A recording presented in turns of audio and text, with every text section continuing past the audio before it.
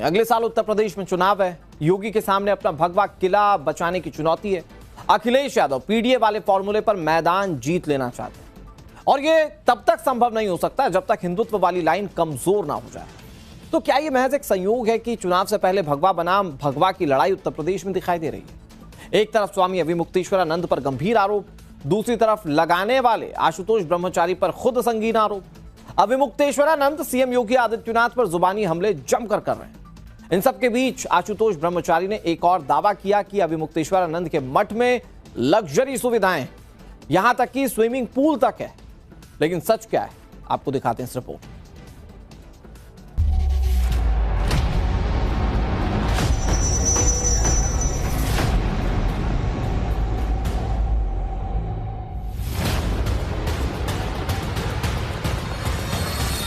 कोई धर्म के खिलाफ आचरण करता है, क्योंकि ऐसे तमाम कालनेमी होंगे जो धर्म की आड़ में सनातन धर्म को कमजोर करने की साजिश रच रहे हैं। गौ मांस का निर्यात निरंतर यहां से हो रहा है। उस निर्यात पर अंकुश नहीं लगा पाते हैं, तो उनको समवेत होकर के संत उनके बारे में निर्णय लेंगे और अहिंदू घोषित करें। कहते हैं अतीक अहमद की जो मारा गया उसकी जांच होना चाहिए, मुख्तार अंसारी की जांच होना चाहिए। आप उन माफियों से इतनी सहानुभूति क्यों जता रहे हो? सुप्रीम कोर्ट का कोई सिटिंग जज या फिर गैर भाजपा शासित प्रदेश की पुलिसें मिल करके एक कमेटी बनाएं और निष्पक्ष जांच कर दें। मैं तो चाहता हूं कि आप विश्व की सबसे जो सक्रिय पुलिस मानी जाती है स्कॉटलैंड यार्ड है, आप वहां से करा लो। क्या धर्म क्षेत्र का कुरुक्षेत्र बन गया स्वामी अविमुक्तेश्वरानंद विवाद? गंभीर आरोपों से घिरे अविमुक्तेश्वरानंद क्या वास्तव में षड्यंत्र के चक्रव्यूह में फंस गए हैं? क्योंकि उन पर खुल रहे एक के बाद एक आरोपों के पन्ने लगातार बढ़ रहे हैं। पहले आपराधिक इतिहास रखने वाले भगवाधारी आशुतोष ब्रह्मचारी ने अविमुक्तेश्वरानंद पर यौन शोषण के आरोप लगाए और अब काशी के एक और संत बालक देवाचार्य ने अविमुक्तेश्वरानंद पर अतीक मुख्तार के प्रति नरम रुख रखने के आरोप लगा दिए। यौन शोषण के आरोपों से घिरे ज्योतिषपीठ के शंकराचार्य स्वामी अविमुक्तेश्वरानंद की मुश्किलें लगातार बढ़ती जा रही हैं। अब काशी के साधु संतों ने शंकराचार्य के खिलाफ मोर्चा खोल दिया है। पातालपुरी मठ के पीठाधीश्वर और जगत गुरु बालक देवाचार्य ने शंकराचार्य के खिलाफ सनसनीखेज आरोप लगाए हैं।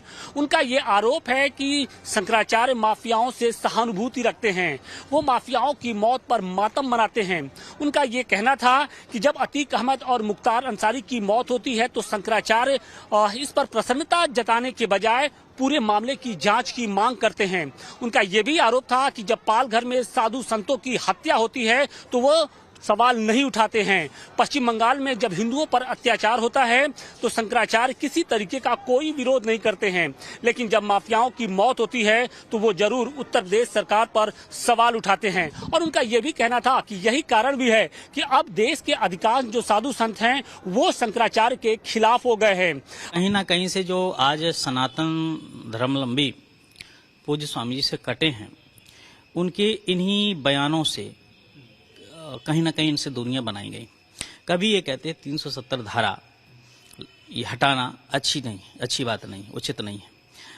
कभी ये कहते हैं अतीक अहमद की जो मारा गया उसकी जांच होना चाहिए, मुख्तार अंसारी की जांच होना चाहिए। तो मेरे कहने के मतलब आप उन माफियों से इतनी सहानुभूति क्यों जता रहे हो?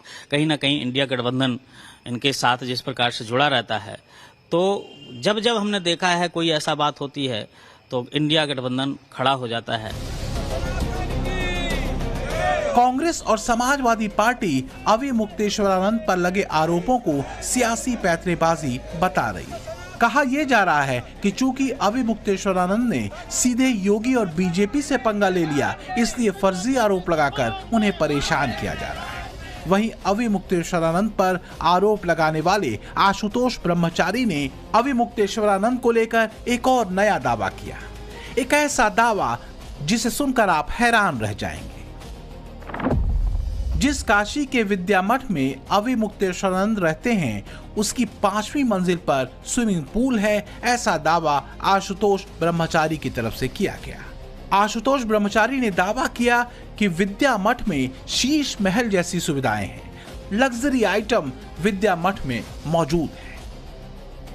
हमने इन आरोपों की सच्चाई जानने की कोशिश की और जो सच सामने आया उसे भी देखना और सुनना जरूरी है। केदार मठ के ठीक किनारे ये उनका जो आश्रम है जिसे विद्या मठ के नाम से जाना जाता है। और आपकी तस्वीरें देखिए कि ये लगभग 4G+4 यानी लगभग 5 मंजिला ये पूरी इमारत है जिसका निर्माण काफी पहले कराया गया था। और इस मठ के अंदर क्या कुछ होता है, किस तरीके से बटुकों को शिक्षा दीक्षा दी जाती है, किस तरीके से उनका यहाँ पर भरण पोषण किया जाता है, किस तरीके से उनकी देख रेख की जाती है, आध्यात्मिक शिक्षा किस तरीके से दी जाती है, उसकी तस्वीरें हम आपको दिखाने की कोशिश कर रहे हैं। तो जैसे ही आप यहाँ सीढ़ियों से नीचे उतरेंगे तो यहाँ पर कुछ इस तरीके का जो विजिटिंग रूम है वो आपको दिखाई पड़ेगा, जहाँ पर जो लोग आते हैं वो बैठते हैं और जो लोग यहाँ पर पहुँचते हैं सबका जो लेखा जोखा होता है वो यहाँ के रजिस्टर में दर्ज होता है। और इसके साथ ही अगर हम अंदर की तस्वीरें दिखाने की कोशिश करें तो सामने आपको ये गंगा का तट दिखाई पड़ेगा। सामने आप तस्वीरें देखिए कि यहाँ पर जैसे ही ये पहली मंजिल पर इस वक्त हम खड़े हैं और यहाँ पर कुछ ऐसा जो नज़ारा होता है वो दिखाई पड़ता है। सामने गंगा का तट है और इसके साथ ही अगर हम आपको दूसरी तस्वीर दिखाने की कोशिश करें तो ठीक सामने आप ये देखिए कि ये मुख्य कक्ष है जहाँ पर शंकराचार्य स्वामी अविमुक्तेश्वरानंद जो अपने शिष्य हैं उनको दर्शन देते हैं। सामने उनकी आप ये देखिए कि इस वक्त भी जो शिष्य हैं उनके दर्शन के लिए यहाँ पर बैठे हुए हैं। लेकिन इन सब के बीच में इस मठ के अंदर एक हौज की काफी चर्चा हो रही है जिसे स्विमिंग पूल कहा जा रहा है। शिकायतकर्ता आशुतोष ब्रह्मचारी की ओर से एक आरोप लगाया गया कि इस मठ के 5वीं मंजिल पर एक स्विमिंग पूल है, एक हौज है। उस हौज की क्या कहानी है, जो शिकायत करता है आशुतोष ब्रह्मचारी, उनकी ओर से ये कहा गया है कि इस आश्रम की 5वीं मंजिल पर एक स्विमिंग पूल बना है, एक हौज बना हुआ है जिसमें तमाम तरह की चीजें होती है। ये उनका आरोप है।